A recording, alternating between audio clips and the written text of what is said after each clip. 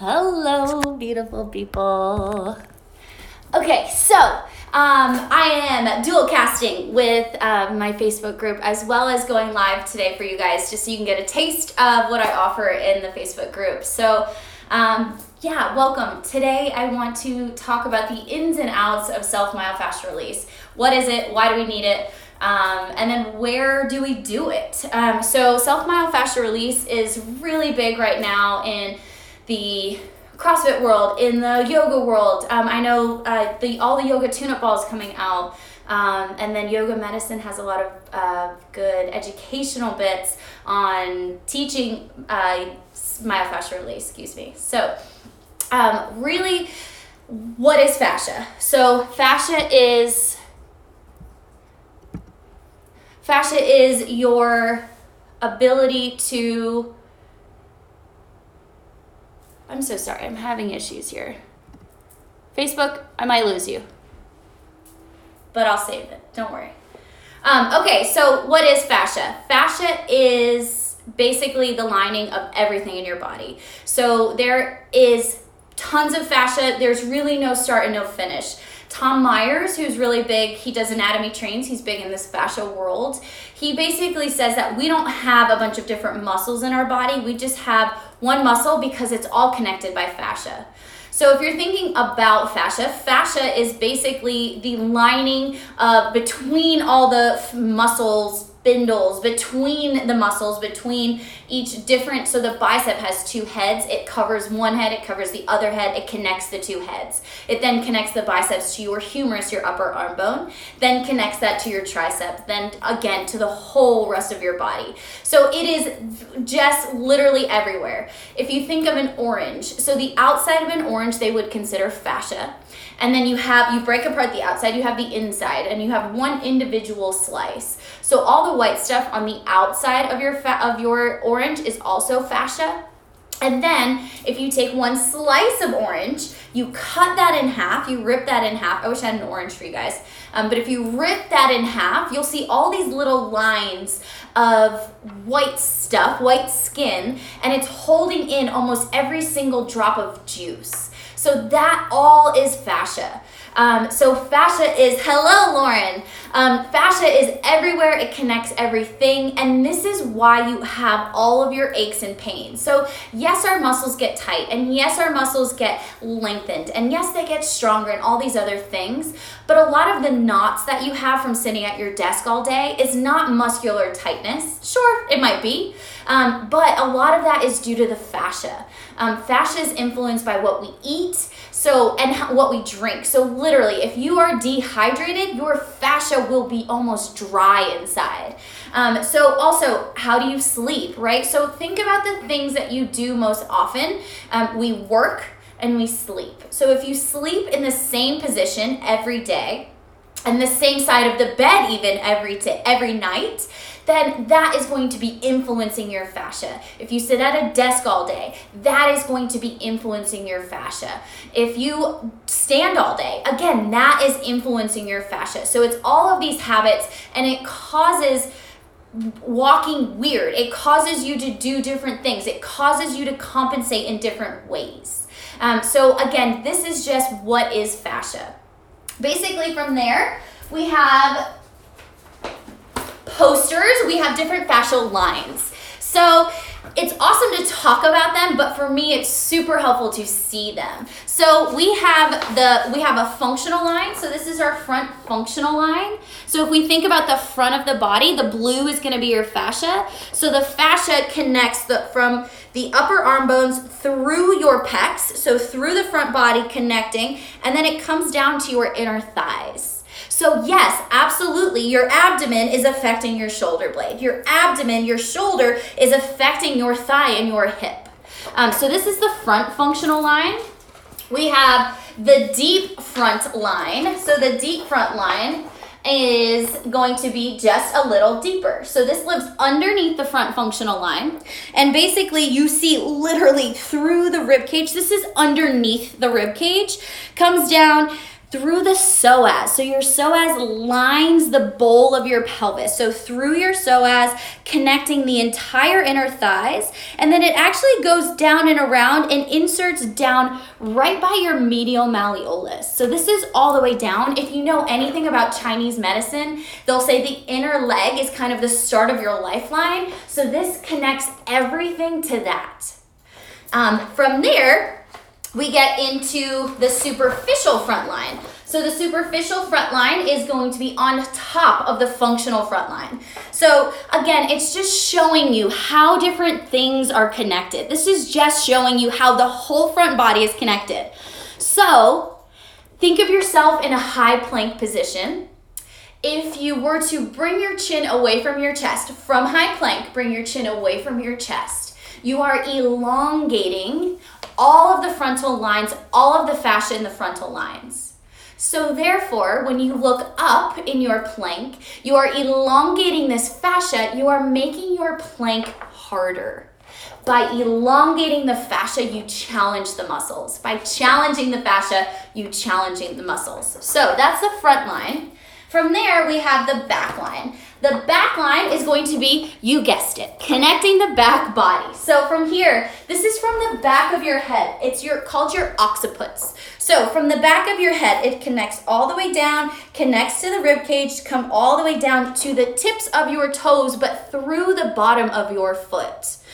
So the back line, we'll call it the posterior chain. The posterior chain is going to be connected all the way from the back of your head, specifically comes down through the occiput, has a huge connection point there. So does all of your back extensor muscles. So back extensor muscles insert at the back base of your skull. Comes down, connects the whole back body. We have then a lateral line. So the whole side body. This is the same on the left and the same on the right, literally connects through your sternocleidomastoid. So this fancy muscle here, if you were to see, it's a big S-like muscle, connects from the back of your head down to your clavicle. This connects the whole side body down to the outside of your foot. And then we have my favorite. My favorite is the spiral line. So the spiral line here connects from the base of your head, comes down through the opposite side shoulder blade. So this comes from the right side of your head across your back to the left shoulder blade, all the way across, and then connects to your right hip, then comes down your leg and inserts on the inside and outside of your ankle here. So this is this baseball pitcher. You load up, a right-handed pitcher would load up with his left leg, would cock with his right leg, and then it's that follow through there. This is the spiral line. The spiral line is awesome when I work on people because most everyone's hip flexors are tight, again, because we sit all day. So when I release your right hip flexor, a lot of the times then what happens next is going to be your left shoulder starts hurting. So I'm releasing the right hip flexor, releasing the psoas through different manual myofascial techniques that I do on my clients. And then the next thing they say is, man, my left, I'll just see them kind of start touching it and you'll see them starting to get tight. So then my next move as a clinician is to go up and start addressing then that left shoulder. A lot of the times I do it without even asking. I just see them playing with it and they think it's magical. Really, just being knowledgeable about the fascial lines and the expectations that I can expect to happen once we start releasing things and once the myofascial release techniques start to actually tune in and actually start to work. So really fun. So now that we've learned about the fascia, hello Tina. Now that we've learned about what the fascia is and just some common fascial lines, again, I don't expect you to remember these, but just fun things to keep in mind. The whole front body's connected, the whole back body, the whole side body, and then this fancy spiral line. So now what are we gonna do with it? So, options. I'm going to take you through a foam roller today. This is just a half foam roller from Perform Better. They actually have donated a bunch of foam rollers to my retreat. And there still are 2 spots left. Not to kind of promo that here, but let's do it anyways. If you are looking to to learn more of this and how it can help you and how you can use myofascial release to help release some old past traumas, emotional or spiritual, or even physical, I would love to have you on my retreat. We have 2 spots left, and we will be doing a whole flow around these guys, and you'll even get to take your own home. So anyways, so when you're thinking of myofascial release, you can use a tennis ball. The lacrosse ball has gotten glorified over the years. That's great too. Or you can use some of those yoga tune-up balls. You can use anything. I'll use my dog's Kong if it's on the floor and if my neck's hurting. It doesn't matter. Anything that has some substance to it, that's not just mushy like a pillow. But I will show you everything today on this foam roller. All right, so how you do it. There are active ways and there are passive ways. So active is going to be you using your muscles once you find kind of what we call a hot spot. So a hot spot is basically when you're rolling or when you're laying on your balls, you're trying to put your balls in these certain positions. It's a little inappropriate. Anyways, when you put the foam roller in certain spots on your body, and we call them a hot spot, really it just, does it feel warm there? Does it cause you this like hurt so good sensation? If it is, I invite you to play around with that muscle. Now, I know we are not all anatomists, so if you don't know what the action of whatever muscle you are is on, I just invite you to play and explore movement. So it's not really about knowing we're gonna release this serratus anterior right now. It's more about putting a ball between your shoulder blades, and then as you create a little bit of movement, what movement helps exacerbate that in the sense of, does this make my pain worse? That hurts so good feeling. You know, good, bad, indifferent. When you release things, it's not gonna feel great, but it shouldn't be pain. So let me mention this real quick. There's a pain scale from 0 to 10. 10 is not being hit by a bus, the worst pain you can be in. 10 is going to be, can I breathe through this? And if the answer is no, you're at your 10. I want you to stay somewhere between a 6 and a 7. So that 6 and a 7 is going to allow you to breathe through some of the things you're working at, but you're able to bring in more oxygen, more blood flow. You're able to release and relax the muscles around what you're trying to release, so that you can actually create a change. So new oxygen can come in, new blood flow can come in, and you can create a change in your body. Again, pain scale 0 to 10. You wanna be somewhere around a 6 or a 7. 10 is, can I breathe through this? So let's dive right in. Basically, I will show you different active ways to do things and then different passive ways. So passive is just no movement. You're just gonna find the hot spot, you're gonna hang out there, you're gonna breathe. You can set a timer. As long as you're breathing, I would recommend staying for 30 seconds. If you find you are one of those people who holds your breath, be honest with yourself and you will stay for 10 long, deep breaths. So here's the difference. If you are holding your breath, if you are not intentionally deep breathing while you're waiting for your 30 seconds to be up, I want you to switch that and go to your breath. So stay in each position for 10 breaths versus the 30 seconds. So I'm gonna start at the bottom, I'm gonna work our way up. If you have a ball, it's much easier to feel the bottom of your feet. So take the ball underneath your foot, come to stand. Take the ball underneath your foot. I'm not gonna show you this with the foam roller, but if you have plantar fascia, it's a really good one. We're gonna start on our shins. So take the foam roller. Traditionally, when we think about releasing the shins, we're gonna be releasing a muscle called the anterior tibialis. It lives on the outside of your shin. If you were to point and pull your toes, when you pull your toes up, this is called dorsiflexion. You'll feel that muscle kind of pop up right to the outside. So you're gonna take one shin on there and roll just a little bit to the outside. I like to come up onto fingertips and then literally just roll and find that hot spot. Once you find the hot spot, hang out there and start to wiggle your ankle around. So wiggle your ankle around looks just like circles, pointing and pulling. You can do the alphabet, it doesn't matter. Hang out there for 10 breaths. That is for your anterior tibialis. We'll call it your shins. The next one is going to be for your calves. And then, of course, do the other side. But for your calves, so you're just literally, you can just sit down. And sometimes just this is enough, especially if your calves are tight. Remember, there are two heads to your gastroc, to your calf muscle. There is one on the outside, the lateral. There is one on the inside, or the medial. You want to make sure you hit both of those. So again, you can roll. If this is not enough, if you need more, first thing you do is just cross your ankles. So take your opposite leg and cross it on top. And that weight from your ankle will make this a little bit more intense. If you need a little bit more, take your hands behind you, lift your booty up off the floor, and now you can really use your core, pressing through your hands to roll. This is a little ab challenge as well, but you'll feel it. And then make sure you hit the inside as well. If you find a hot spot, for me, it's always on the outside of my calf. I like to just hang, lift myself up, and then do the alphabet with my ankle in cursive. Again, circles work, pointing, pulling works. But notice, it will feel way different. Inversion, eversion with the ankle in and out versus dorsiflexion and plantar flexion up and down. Will just feel different. If the movement doesn't feel good, if it's too intense, just hold and breathe. Always a great option.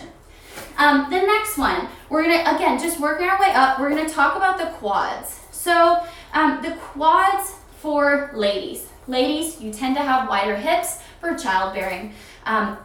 Ladies tend to have a tighter lateral quad or towards the outside quad. Gentlemen tend to have a little bit tighter inner thigh or inner quad. So, medial quad, excuse me. So really, I just want to talk about all of them. So you're going to come to lie on your belly, take the foam roller underneath your thigh.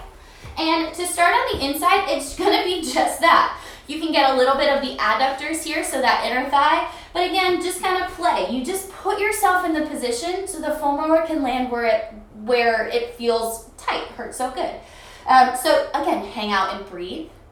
Making sure that you're not just collapsing in your low back, because that just won't feel good over time. So a little bit of integrity into the core, I always think is important, and really using your hands to push the floor away so you're not just dumping. But if you're tired or if you just don't feel like it, I don't think you can do much wrong. Just over time, always try and bring it a little bit more activation. And again, just find that if you find a hot spot, hug your heel into your bum and kick it away. Heel into bum and kick it away. Good. And then we're going to come to the outside. So for the outside, it's just that. You're going to take it to the outer thigh. For me, I like to cross one leg in front, put one leg, then the leg down, and then I can be here. This is much easier for me. And then I can use my opposite leg that's up and over on top to help kind of propel me forward and backwards so I'm not just having to muscle it with my upper body. Again, find your hot spot, heel to bum, kick it away. Heel to bum, kick it away. Know that your quads come all the way up to your hip flexors, so you want to feel those up there as well. For the hamstrings is just like the calves. You're gonna come to sit on the foam roller, take it underneath one leg, and again, you have 3 hamstrings. So do what feels good, but just forward and backward if that feels good. Usually the belly of the muscle is really tight, so hold. It's a little bit harder here to bend, right? You can't do much movement, but sometimes even just in and out feels pretty intense. Good, working our way up to the glutes next. Normally what's tight is the gluteus medius. The gluteus medius lives right next to your hip bone. So if you were to take your leg, twist and shout your foot, you'll feel this bone on the outside of your hip. If the bone on the outside of your hip is sore to the touch, the muscle is probably tight. So I want you to find that bone and then just walk towards your back body just a little bit. And then you might have to pull up just a little, you might have to just keep walking back just a little bit, but you'll find that hot spot. If you were to wiggle your ankle in and out, you'll feel that muscle kind of twitching in and out. So you're going to come to lie. Try not to lie on your bones. The pressure on your bones just never usually feels good. So you're gonna come to lie on your bum. I like that same crossover position, but you don't have to if it feels uncomfortable. And then you're just gonna roll. So for me, for this one, I like to come down onto my elbow. It changes the angle around the foam roller and it really helps me feel this much more in my glute. So again, no right or wrong. I'm using my opposite leg to kind of push me forward and back. I'm also using my elbow to kind of pull me forward. My leg pushes me back. I pull myself forward. I use gravity back. Pull, momentum. Pull, and momentum. Good. Again, if there's a hot spot, hang out. And then for this one, I like to bend the bottom leg. Lift your toes up.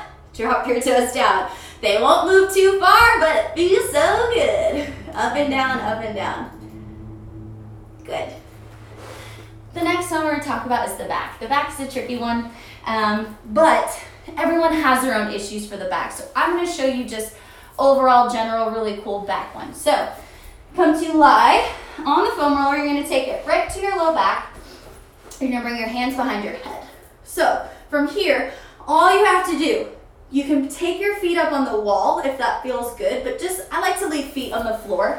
All you're gonna do is just roll. So I like to use my feet, kind of envision my spine rolling around the foam roller. So I'm trying to give in and relax all the way down to the floor as I roll north and I roll south. Popping and clicking in your spine is expected. So you're just up and down all the way from your base of your pelvis to between your shoulder blades, up by your neck. And when you find a place that feels almost stuck, I want you to stay there. From there, when you take an inhale, almost like you're taking a crunch, bring your elbows towards each other. And on your exhale, let your elbows splay wide and fall back. Again, you're trying to round your spine around the foam roller. On your inhale, elbows together, tuck your chin in. On your exhale, let everything roll back. Inhale in, elbows up. Exhale, roll back. See if you can sink your head a little bit closer to the floor. And then if you want to find kind of tiny micro movements there, I welcome you there. From here, I'm going to take you over to the lats. So for the lats, all you have to do, come up by your shoulder blades, and you're just going to roll onto your side. So your latissimus dorsi muscle comes all the way from your pelvis all the way up to the front of your shoulder. So from here, extend your arm out long, and if you're on your shoulder blade here, it's not gonna feel great, so you wanna roll a little bit more towards the front body, but it's whatever feels good for you. And that kind of side wing, really intense. From here, I like to find that hot spot, sit and breathe, and then either bend the elbow. This does nothing for me, but one lady got really intensified by it. Another one I like to do is just drop the palm and lift the palm. Drop the palm and lift the palm. So the lat helps with internal rotation. So when I go into external rotation, I pull my hand back. That makes it really intense. And then I drop my arm. It just changes it. Again, intense when my hand's on the bottom.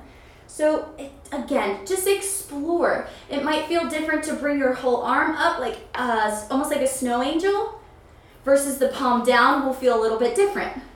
Right, so just exploring movement and how it feels in your body and how the release feels as well. From here, we're gonna get into just heart opening. So if you think about, if you sit at a desk all day, we have rounded shoulders in this forward head posture. So our pec muscles are really, really tight. Now, I don't love rolling my pecs. If you have a tennis ball or a lacrosse ball, stick it right in your shoulders somewhere usually around the bra line or that razor tank top line. You're gonna stick it right in there. Come to line your belly, and then you can find your snow angels with your face down.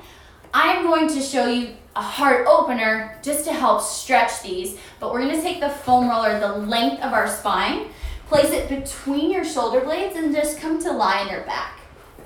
So from here, you can leave your knees bent, or you can extend them, or you can take the foam roller so you can rest your head on it. I like to let my head fall back, so I'm gonna take the foam roller down just a little bit. I'm gonna let my head roll back and bring your arms to cactus arms. From here, you should feel a little bit of release between your shoulder blades, with your shoulder blades coming together. Your arms out long will be a little bit different. and then you can just play. If you reach both arms up overhead, like you're pulling yourself in half, but then kind of let your arms relax, this will feel different versus your arms extended in a Y, a T, down to your sides. Same if the elbows were bent. So with the elbows bent in your cactus versus 45 versus trying to pull them nice and close while you leave your hands on the floor. So for me, I like to add movement with the bent elbows, cactus arms. So with my arms out like a Y, I want to think about leaving my hands on the floor as I draw my elbows into my sides. Again, trying to leave the elbows and the hands and the wrists down. Reach your arms back long. Pull your elbows in towards your sides, towards your side ribs as you leave your wrists and your hands down. Reach long. Squeeze your elbows in. Keep your palms, everything down to the floor. So you're drawing everything to the floor so we can open up through our T-spine, through our shoulders, as well as through our pecs. Awesome. The next one and the last one I want to show you guys is for the neck. This is one of my favorites. Super simple, but I always feel so much better after I do it. So you're going to take the foam roller. You're going to place it underneath your neck and then just come to lie down. From here, the movement is pretty whatever feels good for you, but I like to, again, just kind of roll, settle in, and then look over to the right, and then look up just a little bit. So you want to bring your chin a little bit away from your face, and then you'll find that hot spot. So you might have to kind of move your shoulder blades down just a little bit. You might need to roll just a little, but bringing the chin away from the chest totally opens up the back of your neck. And then I like to just find little micro pulses side to side. Again, the chin a little bit further away from your chest. And then maybe just some little nods up and down. And then some sort of a mixture of the both of them. So it's a little, almost like you're making a little C shape, but it should feel good. It should be maybe a hurt so good. Again, if you're having a hard time breathing through this, you've gone too far. If there is any change in your vision or your breathing or anything of that nature, stop. If you find yourself getting lightheaded, please stop. And then from here, you can also play with some arm stuff. So with the arm overhead will feel way different. The arm at a T, different. Arm at your side, again, just different. You can play with all of this. Palm down, palm up. I like to reach my arm up overhead. It kind of causes a little bit more compression, a little bit more intense. And then, of course, just repeat on the other side. So look over to the left, draw your chin away from your chest just a little bit. Awesome. So those are my all-time favorite ways to create some self-myofascial release. I use these techniques at least 4 days a week because that's what helps me. If you go to the gym more, you can kind of specialize this to meet, if you have a lower body day, focus on lower body self-myofascial release the next day. If you have an upper body day, so on and so forth. For my little yogis, if you're doing a home practice, what about if you just brought your little ball with you, or if you brought your foam roller with you onto your mat? I love to add these kind of things in. Oh, yes, I'm sorry. Let me look for some questions. All right, what is a good sciatic stretch? Ooh, I got some good ones. And yes, thank you, Tina. I'm so glad it's helpful. Sciatic nerve is a little bit different. So the sciatic nerve traditionally will run through your piriformis muscle. Your piriformis muscle lives on your glutes. So your glutes, just a big tush, it kind of lives in there somewhere. You don't need to really know because we don't need to be that specific. We have a foam roller. So one of the best ways I like to get the glutes is to sit on your bum. You're gonna, the piriformis, cross your right ankle over your left knee, and then just lean back. So it's just like a figure four, just like reclined pigeon, but we're sitting on our foam roller. Whatever leg is up, you're gonna roll off to that side, and then just north and south here. If this is exacerbating your sciatic nerve pain, if this is making your sciatic nerve pain worse, stop. Nerves do not like to be irritated. And when they get irritated, they stay irritated. So if this is making it worse, don't do it. But from here, I like to just kind of twist. So dropping my knee towards the side floor, pulling it back up, dropping my knee down, and you will find your spots.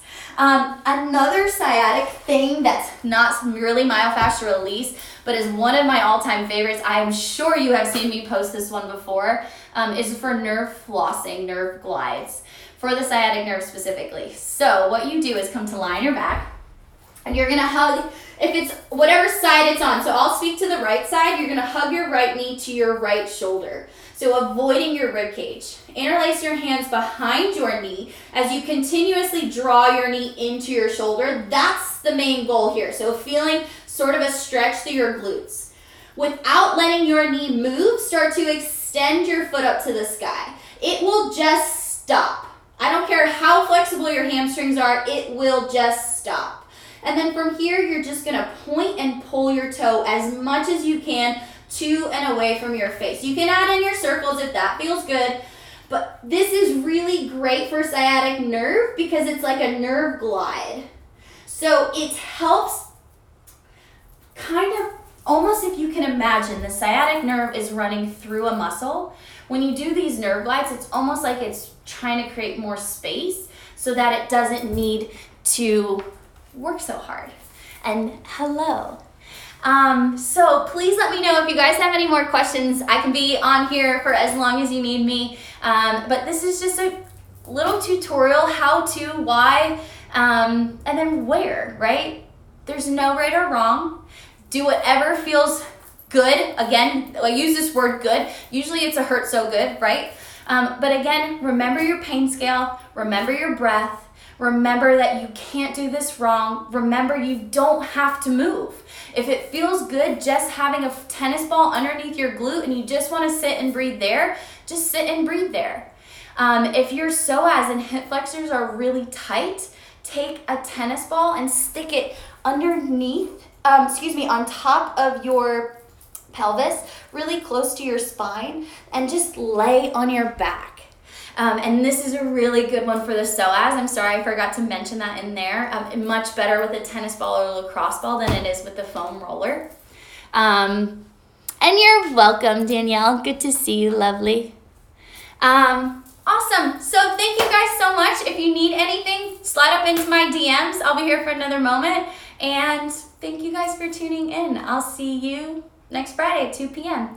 If you're not, come into my Facebook group. I don't normally do my lives on here. They will always be in my Facebook group. It is Learn Yoga Anatomy. So come on over there, invite yourself in. I'd love to have you. We have really awesome discussions in there around myofascial release and really just around whatever you guys need. So let me know. I look forward to serving you, and namaste. Enjoy this full moon in Pisces. I'm ready for it.